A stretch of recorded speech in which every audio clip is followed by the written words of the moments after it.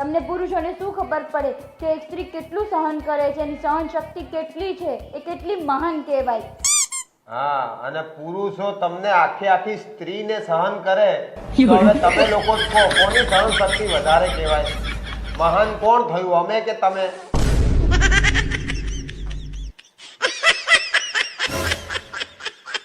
વિજય, લગ્નમાં સ્ત્રી પુરુષની જમણી બાજુ બેસવાનું હોય કે ડાબી બાજુ? અરે ગમે એ બાજુ બે, પછી તો આખી જિંદગી માથે જ બેહવાનું છે ને. ઘણા બધા છોકરાઓ લગ્ન કરવાથી બીતા હોય કે લગ્ન પછી વાસણ ઘસવા પડશે, કચરો વારવો પડશે. એવું બીવાની જરૂર નહીં, 10 મિનિટ થાય ખાલી. વિજય, થોડા દિવસો પછી આપણી 5મી એનિવર્સરી છે, મને ક્યાં લઈ જશો? હું વિચારું છું કે આ એનિવર્સરી તને અંદમાન નિકોબાર લઈ જવું. અરે વાહ, તો 10મી આવશે ત્યારે? ત્યારે હું તને પાછી લેવા આવીશ ને ત્યાંથી.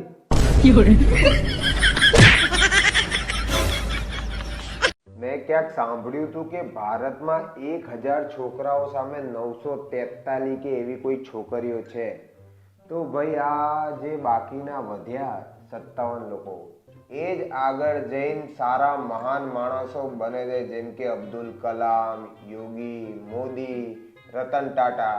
બાકી જે 943 વધ્યા એ લગ્ન કરીને પછી કુકરની 3 સીટી થાય એટલે ગેસ બંધ કરવાનો, આમાં જિંદગી પૂરી થઈ જાય.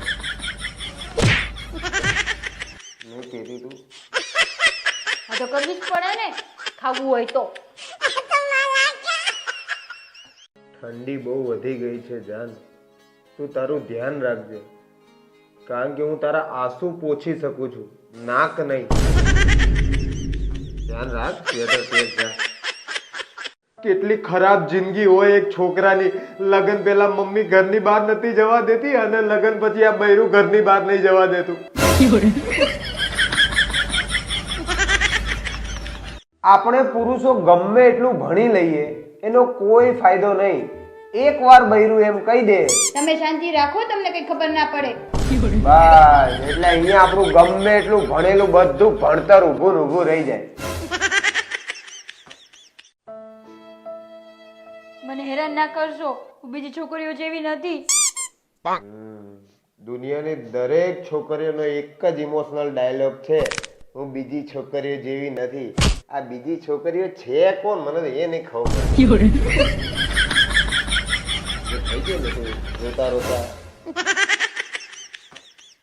વિજય, તમે મને રાણી કેમ કેમ બોલાવો છો? કારણ કે નોકરાણી શબ્દ બહુ લાંબો પડે છે. તમને ખબર છે તમને જાન શું કામ કહું છું? કેમ? કેમ કે જાનવર શબ્દ બહુ લાંબો પડે છે.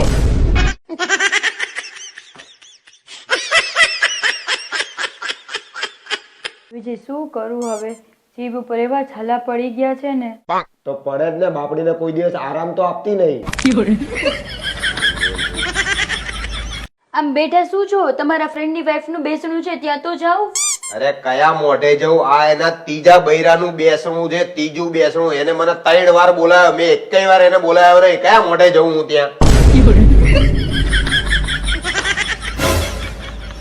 વિજય, આ એક રિપોર્ટ આવ્યું છે જેમાં લખ્યું છે કે 25% સ્ત્રીઓ માનસિક રોગની દવા લે છે. અરે બાપ રે, આ તો બહુ ભયંકર વસ્તુ કહેવાય. કેમ? અરે બાકીની 75% એમને એમ ફરે છે. જિંદગી ખાલી 2 દિવસની છે, શનિવાર અને રવિવાર. બાકીના દિવસોમાં તો એવું લાગે છે કે જાણે ઓફિસ વાળાની ગાળો સાંભળવા જ પેદા થયા આપણે. તમારા પુરુષોને બહુ દુઃખ છે. એ લગ્ન પહેલાની વાત કરું આ બધી. લગ્ન પછી તો 7 દિવસ એવું જ છે, 2 દિવસની જિંદગી નહીં વધી.